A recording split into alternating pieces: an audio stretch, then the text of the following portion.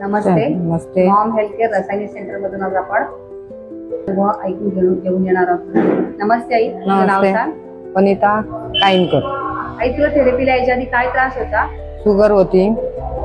Sugar मुळे मला लय त्रास होत होता. डोके दुखत होते, पाटण दुखत होती, चक्कर येत होती, हात उचलत नव्हता आणि साडी नेसायला जमत नव्हता, अंगाला वतरण भरायचं थरथर. ते आता सगळं माझं नॉर्मल झालंय. थेरपी तुम्ही बघाल तर आईचा त्रास काय काय आहे जाणून घेऊया आपण.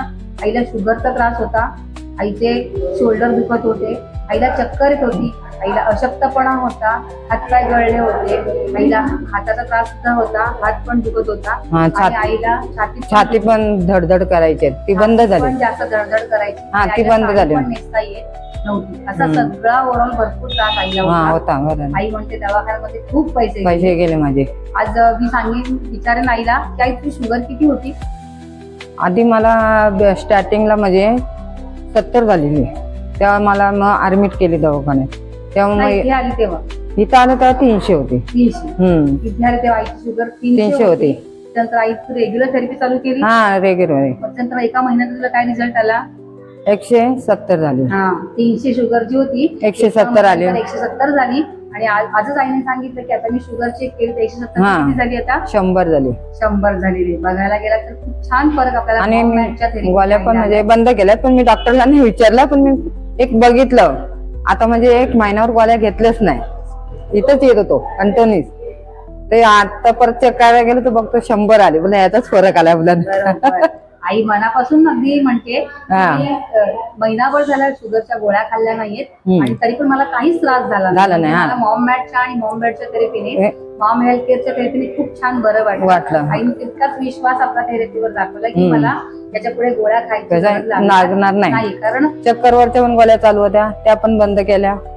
शुगरवरच्या पण बंद केल्या. 1 महिना बघितला मी, बंदच केल्या. बोल बघूया शुगरच्या गोळ्या बंद केल्या, काय त्रास होता आता. बरोबर, काही नाही झाला त्रास. आणि आता मी सगळं खायला लागले. आणि नाही तर मी भात नव्हतो काही, फक्त भाकरी खायचो आणि भेंड्याची भाजी किंवा चटणी, ह्याच्यावर काही खाणं नव्हतं माझं. नाहीतर नुसती शुगर वाढायची. आता यायला लागल्यास ना एकदम नॉर्मल झाले मी. आता आई म्हणते आईचं जागा विचार, आईच्या जागा विचार गेले. हा गेले, हे पण झाले. नाहीतर नुसती मला चिंता म्हणजे मग ते सगळे जेवण नाही येल्यावर काय टाइम म्हणजे खाल्लं तरी ते नव्हतं होईल. चक्कर यायची, किती खाल्लं तरी चक्कर. आणि नुसती खाऊ करा म्हणजे असं सारखी खाईत राहायचं. आता ना, आता नियमात खाते. बरोबर, आता नियमात खाते, अगदी हिशोबशीर खाते. आता एकदा सकाळी नाश्ता, दुपारी जेवण, संध्याकाळी जेवण. नाहीतर आणि त्याच्यासाठी पैसे किती घालवले डॉक्टरांकडे? अरे बापरे, मला पॅरारसचं सांगितलेला त्या तिथं 3 लाख भरले माझ्या पोरग्यांनी.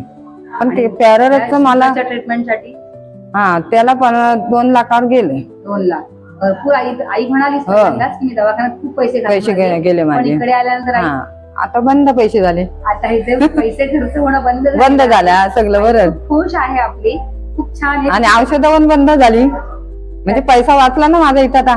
हा बरोबर आहे. औषधं पण बंद झाली, गोळ्या औषधाचे पैसे पण आईचे वाचलेत आणि आई इथे फ्री ऑफ कॉस्ट थेरपी घेऊन खूप छान खुश आहे, आनंदी आहे. आई, ज्यांनी ही थेरपी तुझ्यासाठी आपल्यासाठी इथे रसायनीमध्ये आणले त्या मॅडम बद्दल, सरांबद्दल काय म्हणशील? त्यांचे मी आभारी आहे. त्यांचे आभारी. धन्यवाद आई. धन्यवाद. छान अनुभव आमच्यासाठी शेअर केल्याबद्दल धन्यवाद. थँक्यू.